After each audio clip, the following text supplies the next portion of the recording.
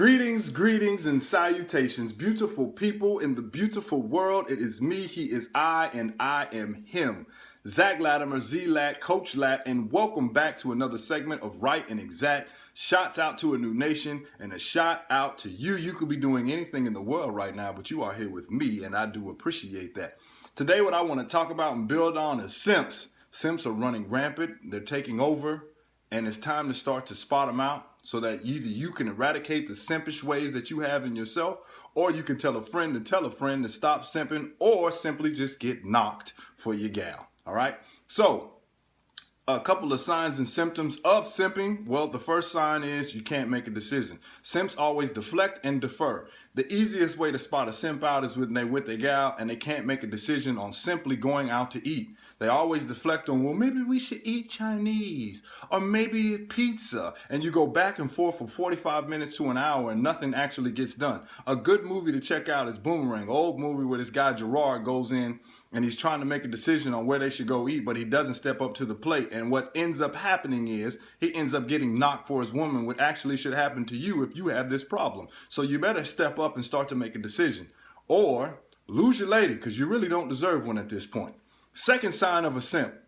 Simps need to be led, all right? So even if you're ever out and moving and grooving in the world and you start to see guys sitting in the passenger side where their woman is driving them around like they're a little 6-year-old schoolgirl getting dropped off at gymnastics class and going to get picked up in an hour, getting led because you don't have the mental fortitude to actually take the keys and start to drive your lady around to show that you have the capabilities of being a leader, you probably should get knocked for your woman. You can go to the gas station and see them too, just sitting in the passenger side, scrolling on their phone, doing God knows what, while the woman is moving and grooving. Get your butt over there and start to take care of business. Leaders don't get led. And you might say something that's so simple, man. I got my girl to drive me around. Yeah, you showing your panties are showing. So you better get out and figure it out. All right. Step 3. Simps are problem reporters. They're not problem solvers. I'm going to say this again. Simps are problem reporters and not problem solvers. So you see a lot of simps start to report a lot of problems and they go to their mama or they go to any other woman who's willing to listen and report a problem. What ends up happening now is that woman starts to get mad at another woman. And I've seen this a lot of times is the mom, the simp's mom starts to get mad at the simp's significant other. They start beefing because why? The simp doesn't know how to make a decision again and won't step up and just say this is what needs to be done. You just report problems to whoever wants to listen, and then all of a sudden you got a whole nother problem on because you, my friend, start to simp. Make the decision, stand up and say this is what it is, all right? Because then you start to make a whole bunch of decisions. If anybody's going to take the hit, it's going to be you and you'll be fine. Stop acting from a deficit model and start acting like you're fulfilled. Step 4.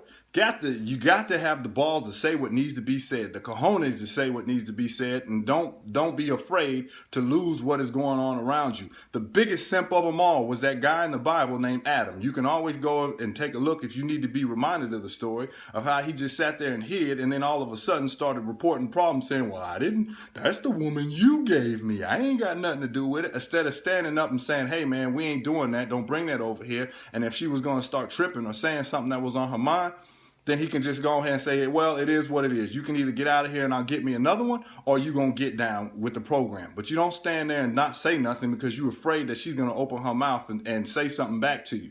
All right.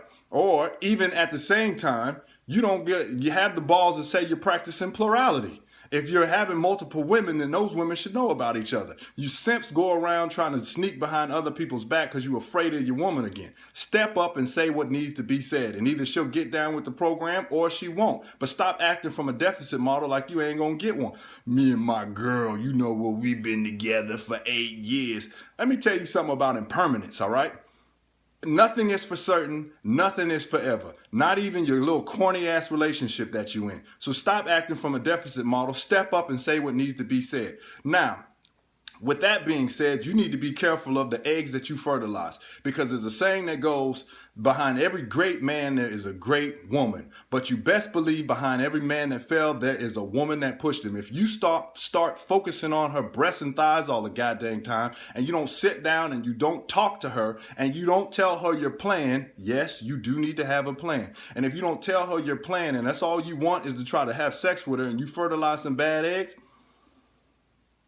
I'm telling you, a woman can tear down everything that you're trying to build. You tear down your house, home, every dreams and aspirations that you ever had, hold them children ransom over your head, and make sure that she just kills everything that you have been working for up until this point. So you best to be careful. Better be careful of what type of eggs you start to fertilize, because then you're going to have to deal with that decision. And last but not least, simping 101.